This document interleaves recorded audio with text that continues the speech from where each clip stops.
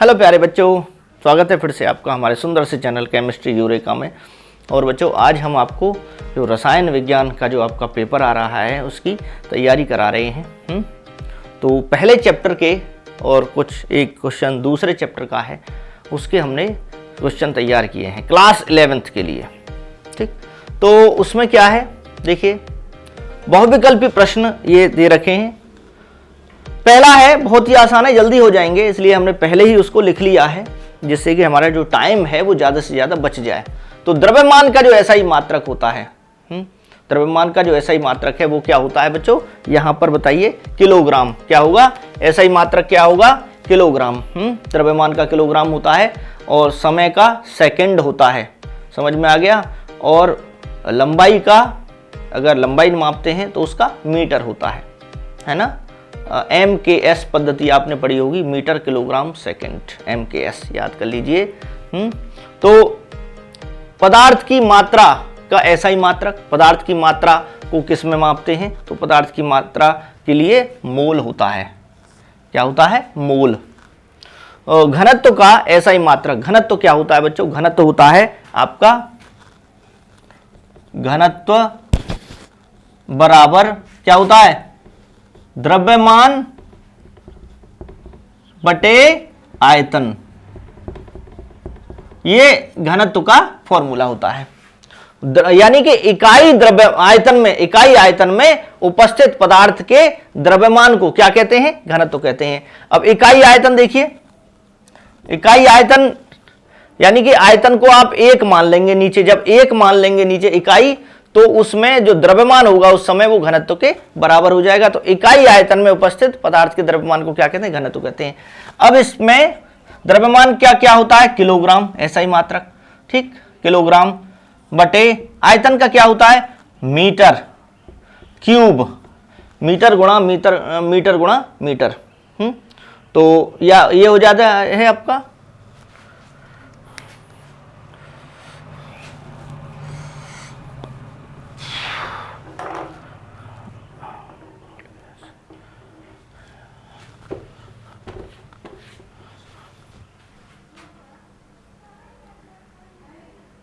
तो बच्चों इसको देखते हैं।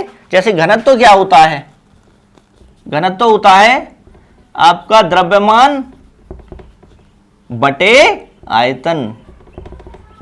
और इसको परिभाषित कैसे करते हैं, इकाई आयतन में उपस्थित पदार्थ के द्रव्यमान को क्या कहते हैं, घनत्व कहते हैं।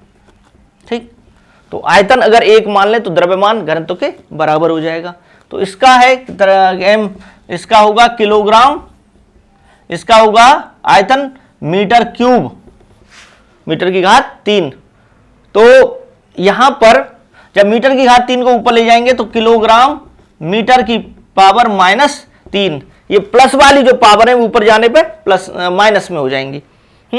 तो हमने यहां दे रखा है, हिंदी में दे रखा है ये किलोग्राम किलोग्राम मीटर की पावर -3, किलोग्राम मीटर की पावर -3। तो इसका हो जाएगा, ये वाला आंसर सही हो जाएगा।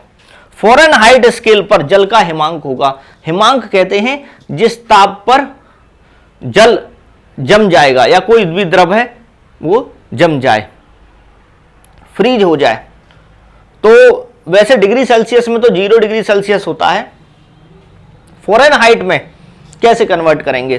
फ़ारेनहाइट का देखिए, डिग्री फ़ारेनहाइट बराबर होता है 9/5 डिग्री सेल्सियस प्लस 32, ये फॉर्मूला होता है। क्लियर, 9/5। तो यहां डिग्री सेल्सियस कितना होता है, डिग्री सेल्सियस में ये 0 नहीं, यहां पर डिग्री सेल्सियस, डिग्री सेल्सियस का मान रख दीजिए। जल का हिमांक डिग्री सेल्सियस में कितना होता है, 0 डिग्री सेल्सियस। तो बताइए डिग्री फ़ारेनहाइट 9/5 गुणा डिग्री सेल्सियस में कितना है, 0 प्लस 32। तो 0 की गुणा इस पूरे में हो रही है तो 0 हो जाएगा ये, तो क्या बचेगा 32 डिग्री फ़ारेनहाइट। तो यहां कितना आएगा आंसर इसका, फ़ारेनहाइट स्केल पर, एक केल्विन स्केल होता है, केल्विन में मापते हैं टेम्परेचर, एक फ़ारेनहाइट होता है, एक डिग्री सेल्सियस होता है। यहां 32 डिग्री फ़ारेनहाइट आ गया आंसर। ठीक, गुणित अनुपात का नियम किसने दिया बच्चों, ये दिया था डाल्टन ने, ठीक है। गुणित अनुपात का नियम क्या होता है ये आप पढ़िए।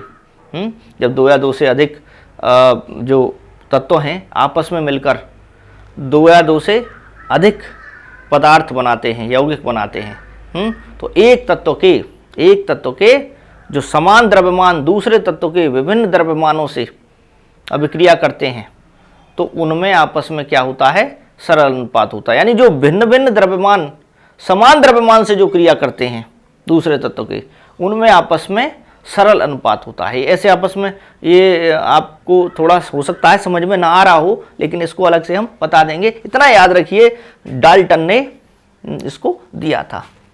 परमाणु द्रव्यमान इकाई का मान क्या होता है? परमाणु द्रव्यमान इकाई का मान, यहां पर यह ऑप्शन सही है, 1.67 × 10⁻⁻24 ग्राम, ये सही है। ये परमाणु द्रव्यमान इकाई को हम अगर बात करें तो AMU भी बोलते हैं। क्या बोलते हैं? AMU, एटॉमिक मास यूनिट, ठीक। तो ये कैसे निकाला जाता है कि कार्बन के एक परमाणु का द्रव्यमान निकाल लीजिए, उसका 12वां हिस्सा कर दीजिए, तो ये आ जाएगा परमाणु द्रव्यमान इकाई। क्लियर? तो ये कैसे निकलता है, यहां से हम इसको मिटा देते हैं, ठीक। और अब आपको परमाणु द्रव्यमान इकाई कैसे निकाला जाता है इसको बताते हैं। तो देखते हैं, जैसे AMU का मान निकालना है आपको, तो कार्बन के एक परमाणु का द्रव्यमान होता है 1.99 × 10⁻23 ग्राम होता है, 23 ग्राम। क्लियर? इसको 12 से भाग कर दो, जैसे होता है ना एक तरबूज के 12 भाग कर दिए, तो एक भाग जो होगा उसको AMU कहेंगे। इसी तरह से यहां एक परमाणु का द्रव्यमान लिया है, कार्बन के एक परमाणु का द्रव्यमान, उसको बहुत छोटा बनाने के लिए 12 से भाग कर दिया, तो ये आता है 1.67 10⁻⁻24 ग्राम लगभग, ठीक। इतना आएगा एप्रोक्स में। अब यहां देखते हैं K कोश के लिए मुख्य क्वांटम संख्या का मान होगा। K कोश के लिए, तो बच्चों K कोश क्या होता है? KLMN आपने कोश पढ़े हैं, नाभिक के चारों तरफ कोश होते हैं ऐसे, ये नाभिक है 1 2 3, इस टाइप से कोश होते हैं, और 4 और आगे भी होते हैं OP, KLMN, OP, Q, जितने इलेक्ट्रॉन होंगे उस हिसाब से बढ़ते चले जाते हैं। तो इसमें ये K कोश होता है, ये L कोश होता है, ये M कोश है, ये N कोश है। तो मुख्य क्वांटम संख्या यानी N, मुख्य क्वांटम संख्या को किससे प्रदर्शित करते हैं? N से, छोटे n से। इसका मान K कोश के लिए होता है N का मान 1, L के लिए N बराबर 2, M के लिए N बराबर 3, KLMN, N के लिए N का मान 4 हो गया। तो पहला कोश है, पहला ही कोश है, K से स्टार्ट होता है, तो क्या हो गया? 1 हो गया, ठीक है बच्चों। अब हम आपको जो डेस्क्रिप्टिव क्वेश्चन है जिनमें लिखना पड़ेगा वो आपको बताते हैं, ठीक है बच्चों। हाँ बच्चों, यहाँ पे कुछ आपके लिए प्रश्न हमने ये तैयार किए हैं, इनको आप तैयार कर लेना। जैसे ये परीक्षा के लिए महत्वपूर्ण प्रश्न है, इलेक्ट्रॉन की खोज किसने की? J.J. थॉमसन ने। प्रोटॉन की गोल्डस्टीन ने। न्यूट्रॉन की जेम्स चैडविक ने। नाभिकीय परमाणु मॉडल किसने दिया है? रदरफोर्ड ने। और नाभिक की जो खोज की है वो भी रदरफोर्ड ने की है, ठीक।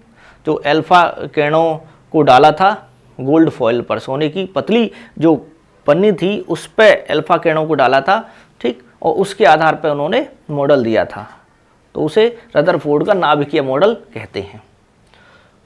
स्थिर अनुपात का नियम प्राउस्ट ने दिया है। अनिश्चितता का सिद्धांत हाइजेनबर्ग ने दिया है। तो हाइजेनबर्ग का सिद्धांत क्या था कि इलेक्ट्रॉन जो घूमता है नाभिक के चारों ओर, उसकी स्थिति और संवेग एक साथ सही निकालना असंभव है। जब आप स्थिति निकाल लेते हैं, उसकी पोजीशन पता कर लेते हैं, तो उसका वेग बदल जाता है। और अगर उसका संवेग सही पता कर लेते हैं तो उसकी स्थिति बदल जाती है। तो यह हाइजेनबर्ग का सिद्धांत था। द्रव्यमान संरक्षण का नियम लेवाशिया ने दिया। लेवाशिया ने क्या कहा था कि द्रव्यमान न तो नष्ट किया जा सकता है, नहीं उत्पन्न किया जा सकता है। न तो उत्पन्न किया जा सकता है, नहीं नष्ट किया जा सकता है। यानी अभिक्रिया से पहले और अभिक्रिया के बाद में पदार्थों का जो कुल द्रव्यमान है वो स्थिर रहता है, वो बदलता नहीं है। क्षारीय धातुओं को आवर्त सारणी में समूह 1 में रखा गया है। ठीक है, क्षारीय धातुएं आप जानते हो फर्स्ट ग्रुप कौन सा है बच्चों? फर्स्ट ग्रुप है Li NaKRbCsFr, यानी कि ली ना की रब से फरियाद या ली ना की रूबी से फ्रेंडशिप, कुछ भी कर सकते हो। लीना की रब से फरियाद, तो ये lithium, sodium, potassium, rubidium, caesium, francium, ये फर्स्ट ग्रुप के एलिमेंट हैं और आवर्त सारणी में प्रथम समूह में रखा गया है। तो क्षारीय धातुएं कहा जाता है इनको क्योंकि ये जल के साथ मिलकर क्षार बनाते हैं। क्षारीय मृदा धातुओं को किस में रखा गया? समूह 2 में रखा गया है। 2 में क्षारीय मृदा धातु क्या है? Beryllium, magnesium, calcium, strontium, barium और ये रेडियम।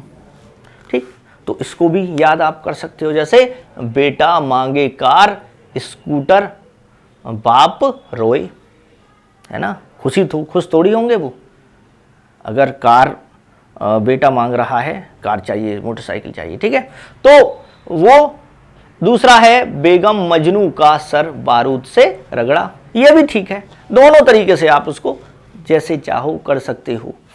ठीक, याद करने के तरीके हैं। ये क्षारीय मृदा धातुएं कही जाती हैं, दूसरा समूह। ठीक है बच्चों, आवर्त सारणी में सबसे अधिक विद्युत ऋणात्मकता वाला तत्व है, कौन सा है? फ्लोरीन है, F। और मेथेन में कार्बन का संकरण है sp3। इसकी एक ट्रिक भी बताई थी आपको हमने कि C है, H है, H H H, ये मेथेन है।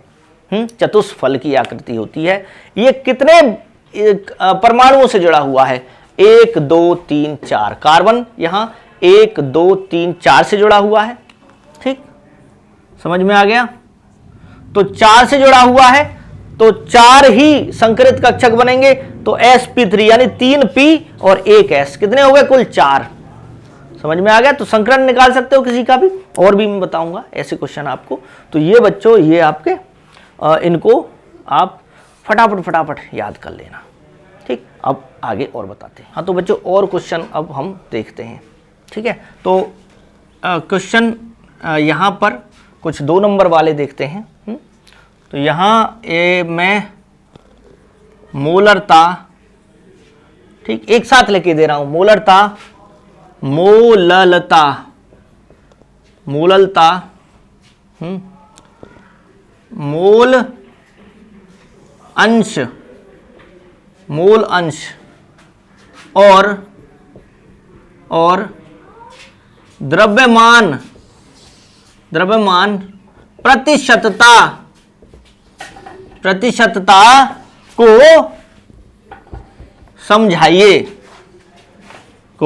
समझाइए।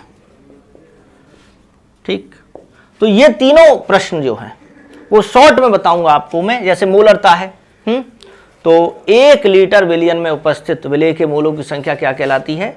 मोलरता कहलाती है ना।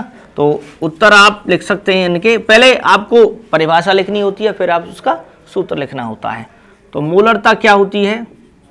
मोलरता बराबर क्या होता है? विलय के मोलों की संख्या बटे विलयन का आयतन, विलयन का आयतन लीटर में, ये हो जाएगा।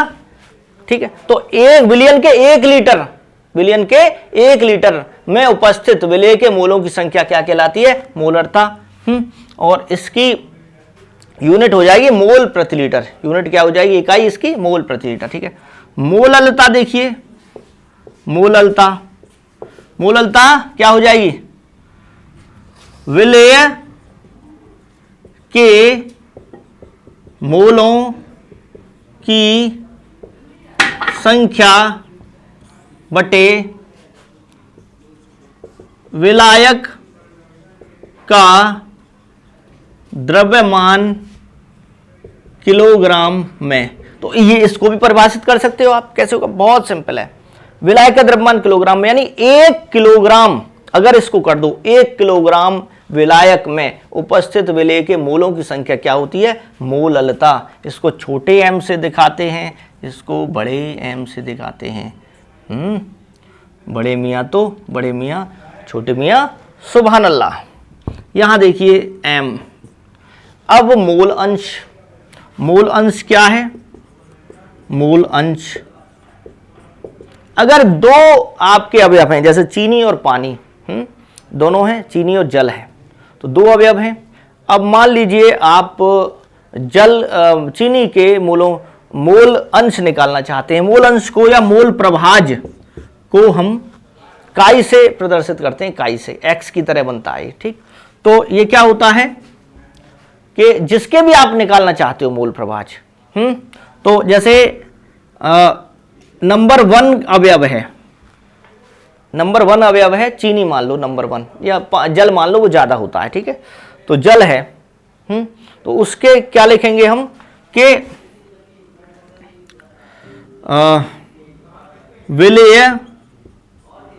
विलेय या आप ये समझिए कि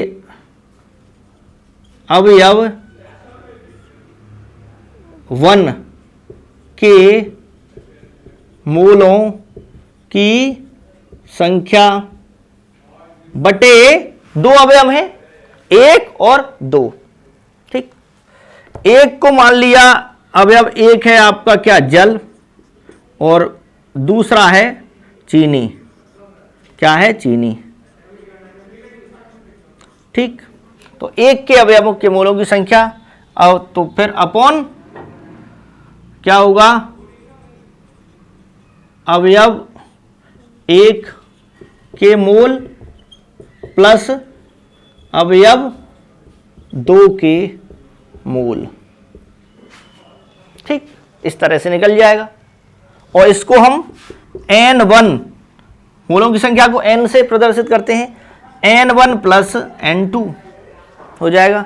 अब मोल अंश दूसरे के निकालना चाहें, काई 2, तो क्या हो जाएगा, यहां अवयव 2 के मोलों की संख्या बटे अवयव 1 के मोल प्लस अवयव 2 के मोल, यानी नीचे तो कुल मोल होते हैं, ऊपर जिसके निकाल रहे हो आप मोल अंश उसके। तो क्या हो जाएगा, n2, यहां 2 है, यहां 2 है, n1 प्लस n2, ये हो जाता है।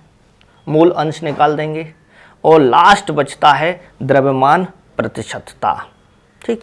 तो द्रव्यमान प्रतिशतता क्या है, सीधा सीधा है कि 100 ग्राम विलयन में उपस्थित विलेय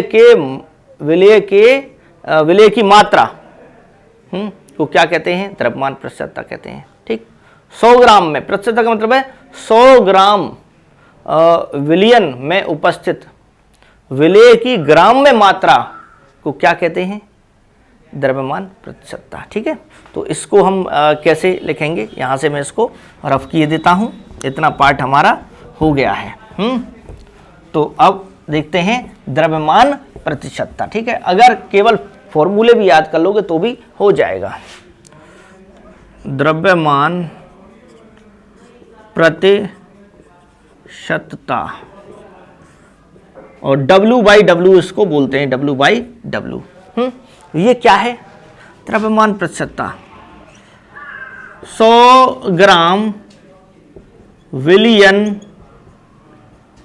में उपस्थित विलेय की